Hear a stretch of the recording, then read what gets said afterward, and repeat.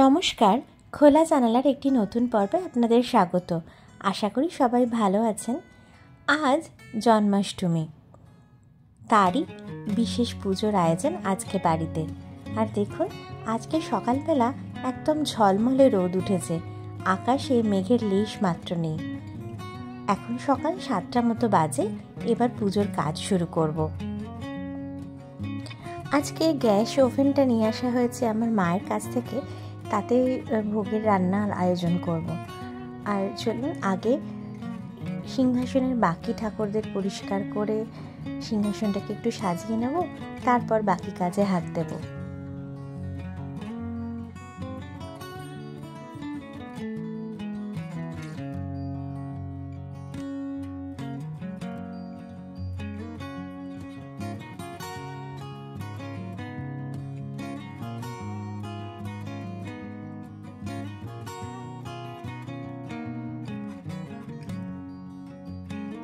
ঠাকুরদের পরিষ্কার করে নিয়ে মালা পরিয়ে দিচ্ছি।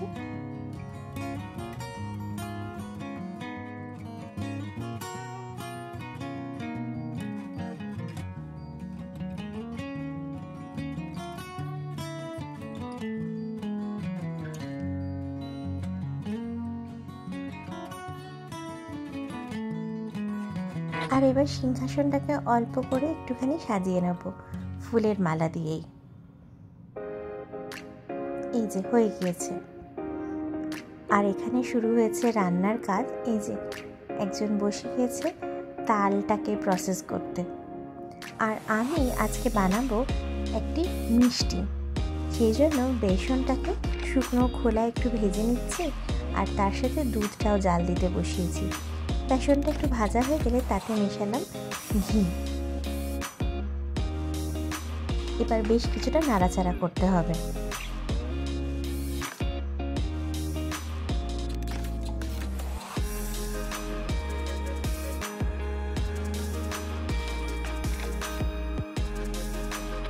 ভালো করে ভাজা হয়ে গেলে এই যে চিনির শিরাটা পাশে ফুটতে দিয়েছিলাম, সেটাকে মিশিয়ে দেব। আর এইটা করতে করতেই হলো একটা বিপত্তি এই গ্যাসটা নিয়ে। এটা মেশাতে মেশাতেই গ্যাসটা বন্ধ করে দিতে হয়েছিল, আর আমাকে ফিরে আসতে হয়েছিল আমাদের সেই পুরাতন ইন্ডাকশানে। সেখানেই বাকি রান্নার কাজটা শেষ হয়েছিল এদিনের মতো। এই যে চিনির শিরাটা দিয়ে মোটামুটি খানিকক্ষণ পাক দিলেই এই বেসনের মিশ্রণটা তৈরি হয়ে যাবে। প্রত্যেকবার পায়েসই বানাই, তাই এবার ভাবলাম পায়েস না বানিয়ে একটা মিষ্টি বানিয়ে দিই ঠাকুরকে। নতুনত্ব হলো একটু। এরপর থালার মধ্যে একটুখানি অল্প ঘি মাখিয়ে ওই মিশ্রণটা নামিয়ে নেব সেট হওয়ার জন্য।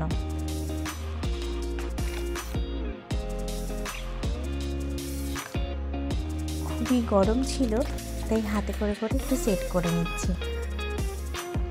এই মিষ্টিটা ঠাকুরের ভোগের জন্য এবার প্রথম বানিয়েছি।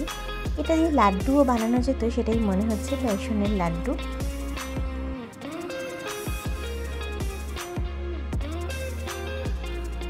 ভালো করে সেট করে নিয়ে ওপর দিয়ে একটু ড্রাই ফ্রুটস ছড়িয়ে দেওয়া যায়। আমার কাছে পেস্তা ছিল না, তাই আমি এদিনকে শুধুমাত্র কাজু বাদাম আর কিশমিশ ছড়িয়ে দিয়েছিলাম।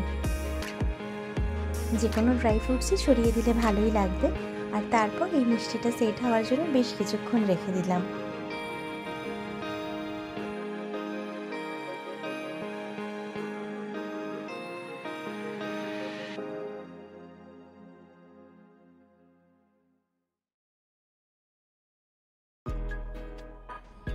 এরপরে আমি বসাবো আমার বাকি রান্নাগুলো। আর সেই জন্য এবার কড়াতে তেল দিয়ে দিয়েছি, আর এবারে আমি আলুর দমটা বসিয়ে দেবো। আলুটা কেটে নিয়েছিলাম এই মিষ্টিটা হওয়ার সাথে সাথেই।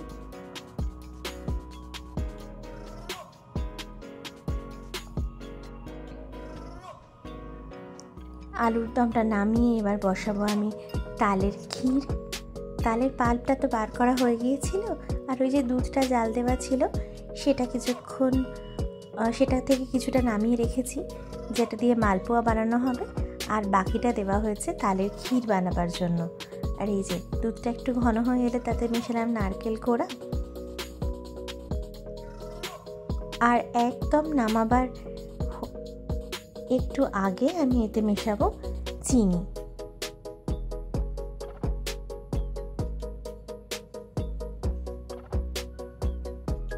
ব্যাস, তারপর কিছুক্ষণ রেখেই নামিয়ে নেব তাল ক্ষীর।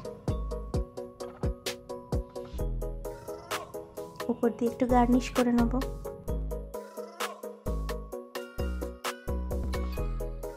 এবার ভাজাভুজির পালা। একটা রান্না করতে করতে তার বাকি রান্নাগুলোর প্রিপারেশন শুরু করে দিই। এই যে এখানে ভাজাভুজিগুলো চলছে, আর এখানে মা বসেছে ময়দা মাখতে, তালের লুচি বানানো হবে। আর আমি বসিয়েছি ভাজা শেষ করার পরে টমেটোর চাটনি। চাটনিও শেষ পর্যায়ে, যখন আদা কুচি দিয়ে চাটনিটাকে নামিয়ে নেব। মার ময়দা মাখা হয়ে গিয়েছে, মা লুচিটা বেলে দিচ্ছে। এবার আমি লুচিটা ভেজে নেব। হাতে হাতে কাজ করলে কাজ অনেক তাড়াতাড়ি হয়ে যায়, আর সবাই মিলে কাজ করতে তো ভালোই লাগে পুজোর কাজ।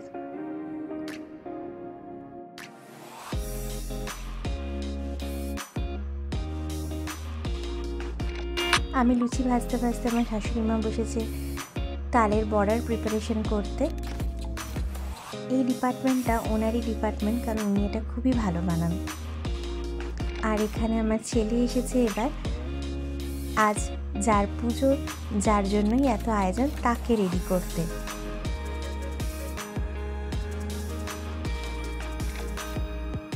তাকে চান করিয়ে একটা নতুন জামা পরানো হবে, তাকে দোলনায় বসানো হবে, তারই প্রিপারেশন চলছে।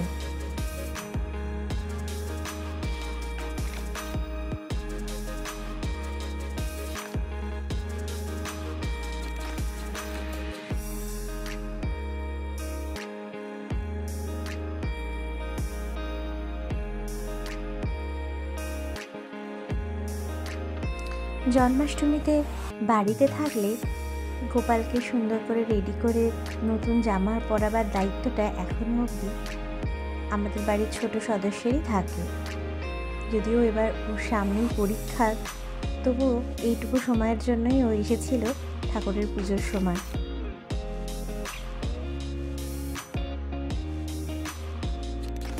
এবার জামাটা কোথা দিয়ে বাঁধা হবে বুঝতে পারছিল না, তাই একটু হেল্প করে দিচ্ছিলাম।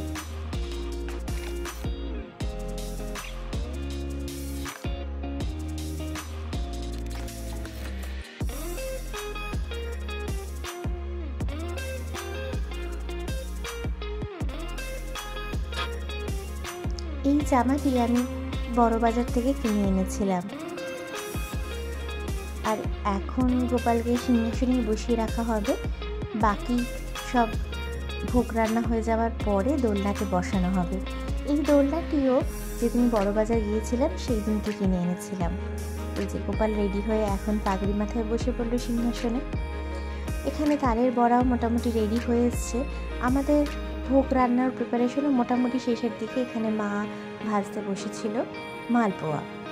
এই যে এইবার ভোগ রান্না হয়ে গিয়েছে, আর গোপালকে সাজিয়ে গুছিয়ে বসানো হচ্ছে দোলনাতে।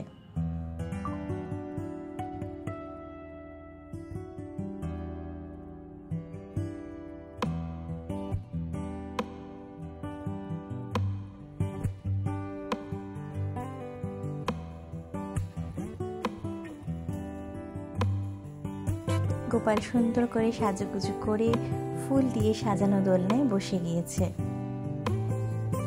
এইবার পালা হচ্ছে সকাল থেকে যা আয়োজন করা হলো সেগুলো সাজিয়ে গুছিয়ে ঠাকুরের সামনে গুছিয়ে দেবার। এই যে দেখুন, এই মিষ্টিটা কিন্তু একদম সেট হয়ে গিয়েছে। এবার ছুরি দিয়ে কেটে সার্ভ করার পালা।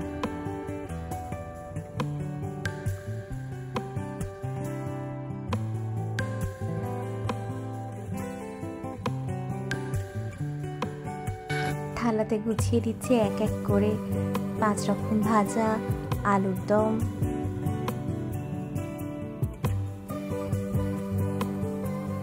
ভাজার মধ্যে এখানে আছে বেগুন ভাজা, কুমড়ো ভাজা, আলু ভাজা, ঢেঁড়স ভাজা আর পটল ভাজা। এছাড়া আছে তালের লুচি, তালের ক্ষীর, তালের বড়া, মালপোয়া, চাটনি আর মিষ্টি। ও হ্যাঁ, মিষ্টির মধ্যে রয়েছে মাখন মিষ্টিও, সেটা অবশ্যই আমি বাড়িতে বানাইনি, সেটা কিনে আনা হয়েছে।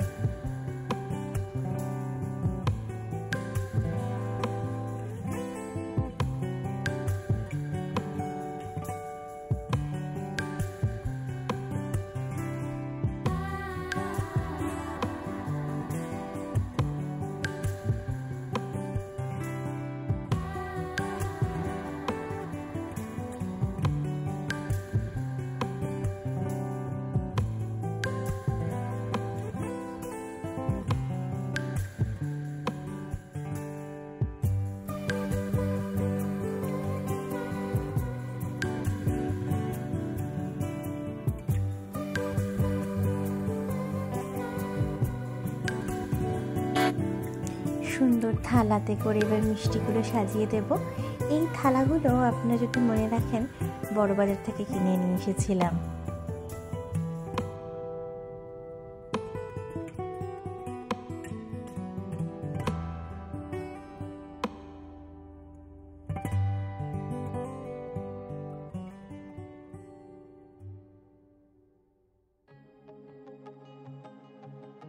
আর এখানে সাজিয়ে দেব মাখন মিছরি।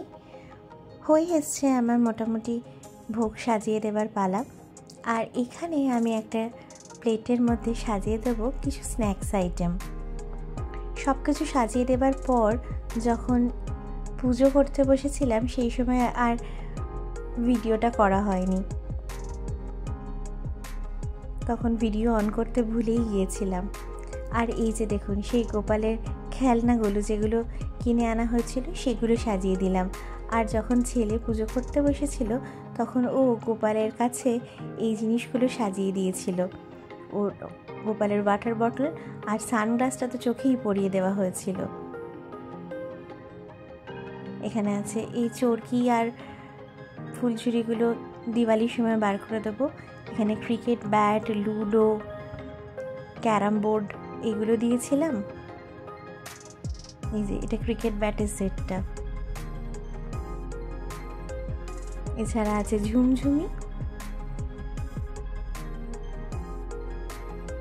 আর সানগ্লাসটা পরে ছেলে গোপালকে পরিয়ে দিয়েছিল, ভারী সুন্দর লাগছিল কিন্তু সানগ্লাসটা পরে। এই যে দেখুন কি মিষ্টি লাগছে, ওয়াটার বটল নিয়ে সানগ্লাস পরে বসে আছে। এতগুলো খেতে খেতে জল তেষ্টা তো পাবেই না, তখন একটু করে একটু জল খেয়ে নেবে। এই ছিল সাজিয়ে গুছিয়ে দেওয়া।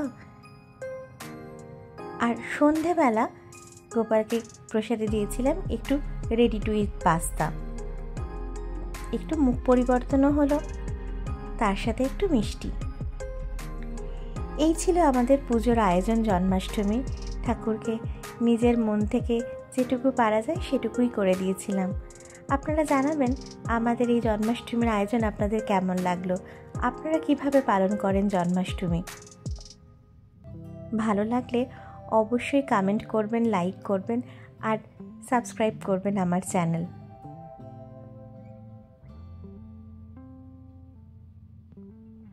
সন্ধে দিচ্ছি এখন।